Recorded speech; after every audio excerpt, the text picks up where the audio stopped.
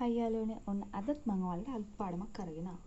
අද මම කරන්නේ පරිගණකයක් තුළ ඍණ සංඛ්‍යා නිරූපණය කියන පාඩම.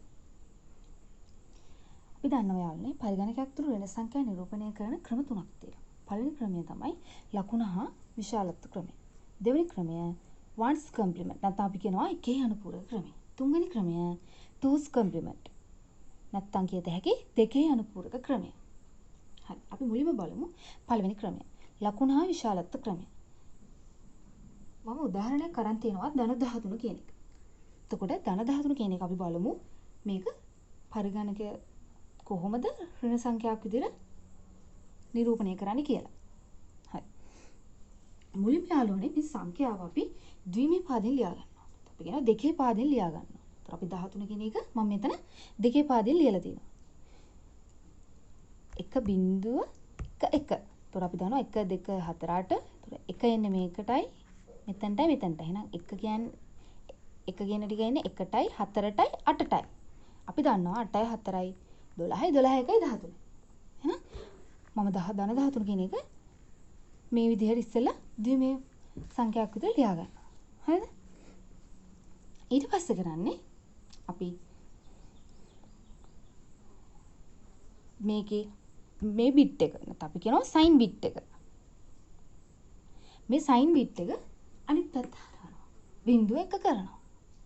එච්චරයි. මේ බලන්නකො. දැන් මේ අගය 1.11 බිංදුව මේ බිංදුව වෙනුවට මම ඒක එක කරා. එතකොට ඒක අපි ලියනවා ඍණ 13 කියලා. බිංදුව එක කළා අපි ලියනවා ඍණ 13 කියලා. එහෙනම් කොහමද? ලකුණ හා විශාලත්ව ක්‍රමයේදී අපි සංඛ්‍යාවක්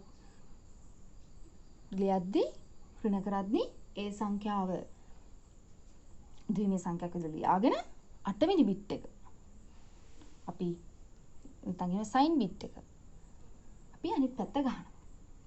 හරි. මම මෙතන මේ හඳුන්වලා තියෙන අපි සයින් බිට් එක හැර ඉතුරු ටිකට අපි කියනවා සංඛ්‍යාව නැත්නම් විශාලත්වය. මේ පැත්ත අපි වෙන් කරන බිට් එකට අපි කියනවා සයින් බිට් එක. නැත්නම් ලකුණ සඳහා වෙන් කරන බිට් එක කියලා. හරිද? අපි බලමුකෝ තව උදාහරණයක් අරන්. එතකොට අපි බලමු ධන 9 කියන එක යාළුවනේ. අපි ධන 9 අපිට ලියත හැකි ද්විමේ සංඛ්‍යාවෙන් 1 2 4 8. ඒතර අපිට ධන 9 ගත හැකි 8යි 1යි. 8යි 1යි 9යි. ඉතුරු ටිකට බිංදු දානවා. බිට් 8කින් ලියන්න ඕන. මේ පැත්තට ඉතුරු 4ට බිංදු 4ක් දානවා. ඒතර අපි මේ ධන 9 කියන එක ද්විමේ සංඛ්‍යාවකට ලියාගත්තා.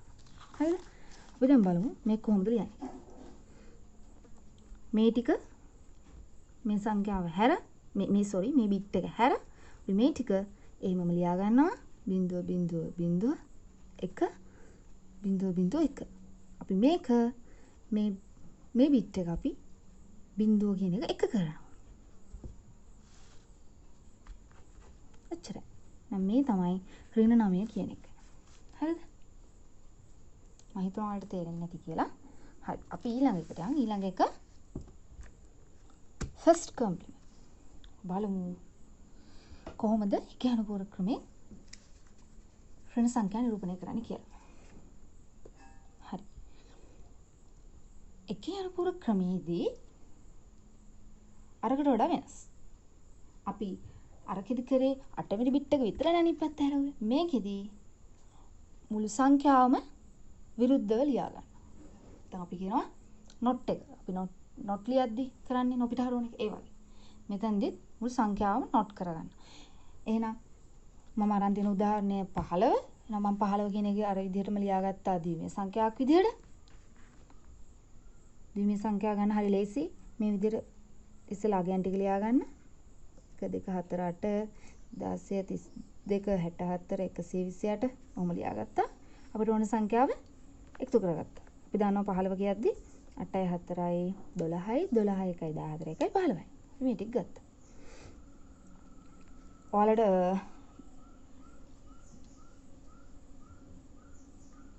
හරිම ලේසියෙන් මේ විදිහට ගන්න පුළුවන්.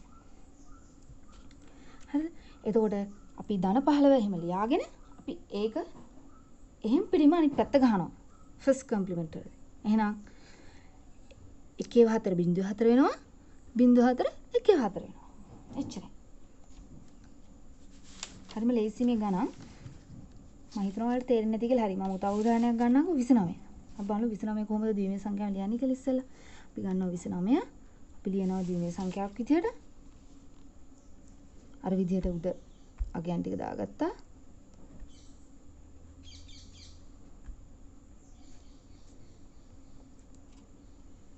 විසිනමය කිව්වහම 16යි අපිට ගන්න පුළුවන් 16 16යි 8යි අපි ගමු. එතකොට 16 8යි 24යි 24යි 4යි 28යි 28යි 29. එහෙනම් අපිට ගන්න පුළුවන් මෙතනට එක දාන්න පුළුවන් මෙතනට එක දාන්න පුළුවන් මෙතනට එක දාන්න පුළුවන් මෙතනට එක දාන්න.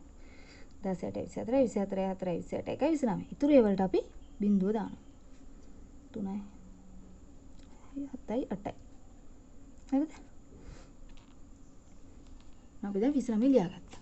එතකොට ෆස්ට් කොම්ප්ලිමන්ට් වලදී එහෙනම් මේක මෙහෙම මේකේ නොට් එක. එහෙනම් අපි ඍණ 29 මේ ෆස්ට් කොම්ප්ලිමන්ට් වල ලියන්නේ ද්විමේය ධන 29 ලියාගත්තා. ද්විමේය විදිහට ඒකේ නොට් එක. එහෙනම් 1 1 1 0.0 1 බිංදුව. හරිම ලේසි. හරි. අපි ඊළඟට බලමු 2's කොම්ප්ලිමන්ට් කොහොමද ඍණ සංඛ්‍යා නිරූපණය කරන්නේ කියලා. 2's කොම්ප්ලිමන්ට් වල යාළුවනේ ෆස්ට් කොම්ප්ලිමන්ට් වල එකේ ඒ විදිහටම අපි නොට් එක විරුද්ධව ලියාගෙන මේකේ තියෙන වෙනස තමයි අපි එකක් එකතු කරනවා. පළවෙනි බිට් එකට එකක් එකතු කරනවා. ඒක විතරයි මේකේ වෙනස. මම උදාහරණයක් ගන්න තියෙනවා. වෙන 29 කියන එක බිට් 8ක් භාවිතයෙන් නිරූපණය කරා. එහෙනම් අපි මුලින්ම ධන 29 ලියාගත්ත ද්විමේය විදිහට. ඊට පස්සේ ඍණ 29 කරන්න එහෙනම් ෆස්ට් කොම්ප්ලිමන්ට් වලගේම මේකේ නොට් එක අනිත් පැත්තට ලියාගත්තා. ලියාගෙන යාළුවනේ එකක් එකතු කරන්න. මේ පැත්තේ බිට් එකට එකක් එකතු කරන්න. ඊට පස්සේ එකතු කරද්දී 1.1යි 0.1යි 1යි මේ ටික හැමම එනවා. හරිද?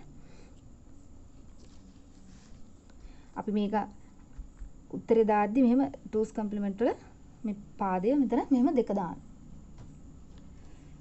හරිද? අපි මේක තව ගානකින් කියලා දෙන්න. ආයි මම ඍණ 9 කියන එකම ගත්තා. එතකොට අපි ඉස්සෙල්ලා ඒකේ 9 ලියාගත්තා. මෙහෙම ඉස්සෙල්ලා ලියාගමු අපි ධන 9. ඉස්සෙල්ලා වගේම අපිට ධන 9 ලියත හැකියි.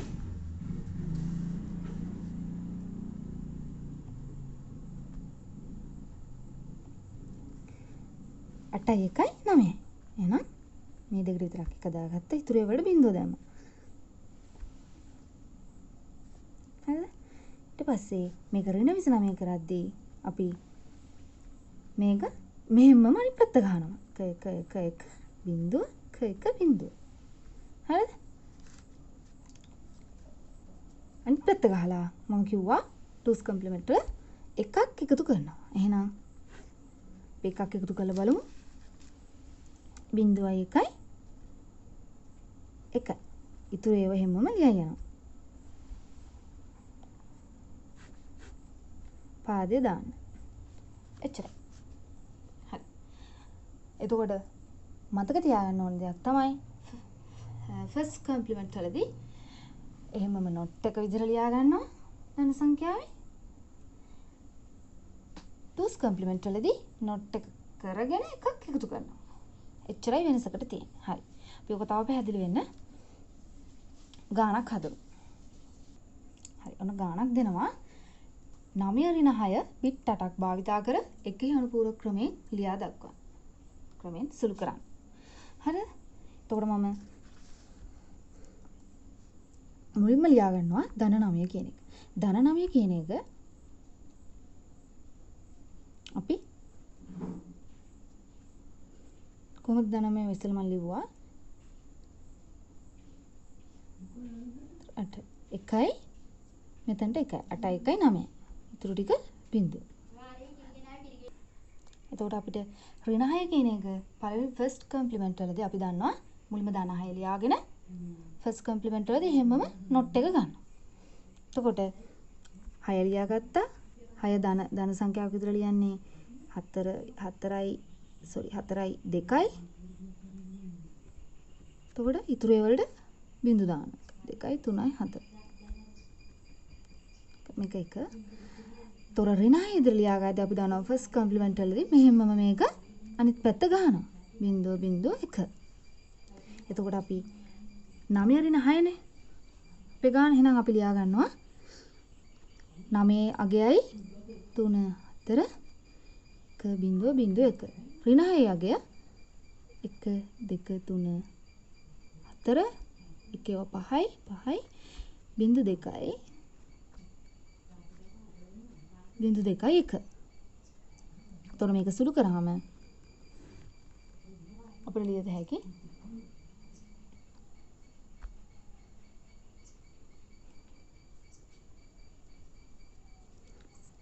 සුළු කරනවා කියන විදිහට එකතු කරනවා. අයි මෙතන 9 ඍණ 6 කියන්නේ යාළුවනේ 9 ධන ඍණ 6 කියන එක තමයි 9 ඍණ 6 කියන්නේ. එහෙනම් මේ දෙක එකතු කරනවා. එතකොට අපිට ලියද හැකි 1 1 අපි දන්නවා 1 1 කියලා අපි ද්විමය ගැන එකතු කරද්දී අපි ගන්නෙ මෙහෙම හිතා ගන්නකො 1 1 ඔයගොල්ලෝ හිතන්න 10 කියලා. එතකොට 1 1 10න් බිංදුව එකක් මේ පැත්තට ගෙනියනවා. ඒතර ලේසි. ඔයාලට ලේසි විදිහට ඒක හිතා ගන්න. නැත්තම් 1 1 එකතු කරාම මෙතනට ඉතුරු වෙන්නේ බිංදුව එකක් එහා පැත්තට ගෙනියනවා. ඊපස්සේ 1 ලියනවා. බිංදුවමයි ආයි 1 1 10 බිංදුව එකක් ඉදිරිය මේ පැත්තට ගෙනියනවා. ආයි 1 1 එහෙනම් බිංදුව එකක් ආයි ගෙනියනවා. ආයි 1 1 ආයි ගෙනියනවා එකක්. ආයි 1 1 මෙතන බිංදුව ආයි ගෙනියනවා එකක්. 1 1 ආයි 1 1 බිංදුව එකක් ගෙනියනවා. ආයි 1 1 එතනත් බිංදුව එකක් ඉතුරු වෙනවා. හරි. දැන් ඔයාලට පේනවා මෙතන බිට් 8ක් නෙමෙයි බිට් 9ක් තියෙනවා. අපි උතර මොකද කරන්නේ? අපි බිට් 9ක් තියෙද්දී අපි මේ බිට් එක ආයි ගෙනහල්ලා මෙතනින් මේකට එකතු කරනවා. තේරුණාද? සුළු කරද්දී මෙතන වැඩියෙන් එන බිට් එක අපි ඒකට කියනවා කැරි බිට් එක කියලා. ඒ බිට් එක අපි මේ පැත්තෙන් ගෙනහල්ලා එකතු කරනවා. ඊට පස්සේ ආයි අර විදිහටම එකතු කරනවා. 0.1 කියන්නේ 1යි. ඉතුරු ටික හැමම ලියනවා. 7යි 8යි.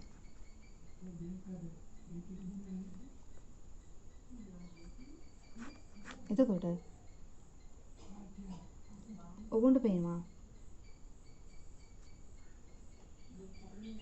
මෙතන අන්තිමට අවිත් තියෙන්නේ 8 වෙනි බිට් එක බිංදුව. මම ඉස්සෙල්ලා කිව්වනේ බිංදුව වුණාම අපි ගන්නෙ ධන කියලා. මෙතන මේ බිට් එක මේ සයින් බිට් එක එක වුණා නම් අපි ගන්නෙ ඍණ කියලා. ඒක හොඳට මතක තියාගන්න. බිංදුව නම් අපි ගන්නෙ ධන කියලා. එක නම් අපි ගන්නෙ ඍණ කියලා. එහෙනම් මෙතන ඉතුරු උනේ බිංදුවනේ. එහෙනම් මේක එන සංඛ්‍යාව බිංදුව කියන්නේ ධන සංඛ්‍යාවක්. එහෙනම් මෙතන අපි දන්නවා යාළුවනේ.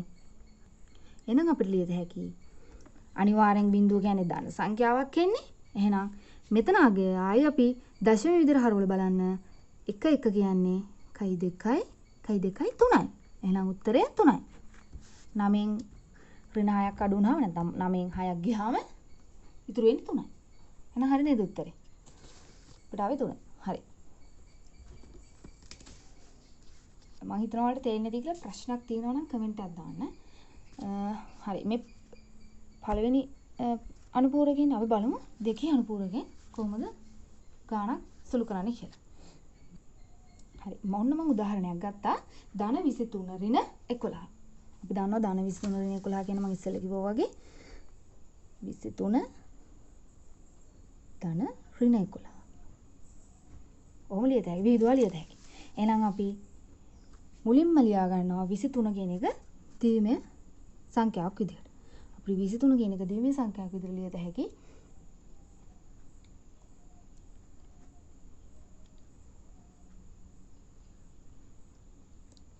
ඔයගොල්ලෝ විභාගයකදී උනත් පැන්සලෙන් හරි මේ උඩ මෙහෙම ලියා ගන්න. අවුලක් වෙන්නේ නැහැ. 1 2 4 8 ඉක්මනට එතකොට හිතාගත හැකි.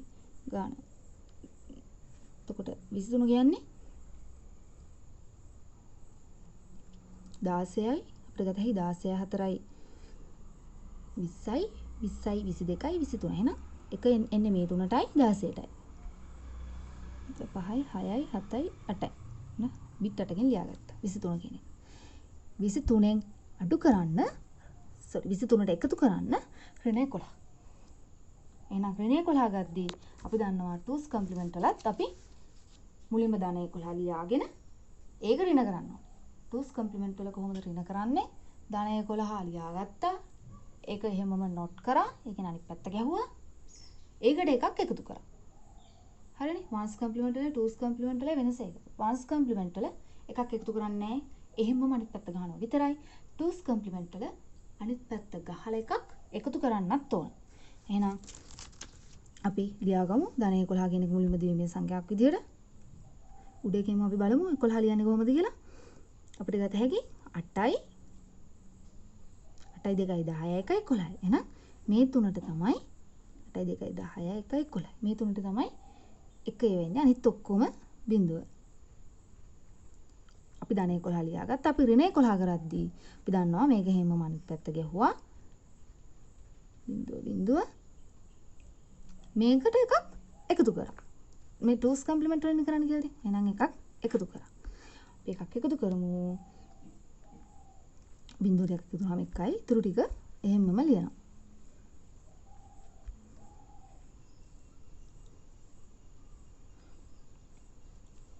හරි.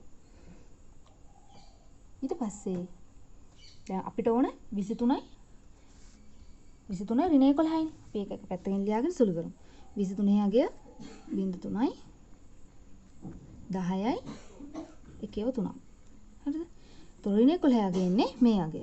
මෙතන ආපු අගය. එතකොට ඍණ 11 ඉන්නේ මෙතන 1/4යි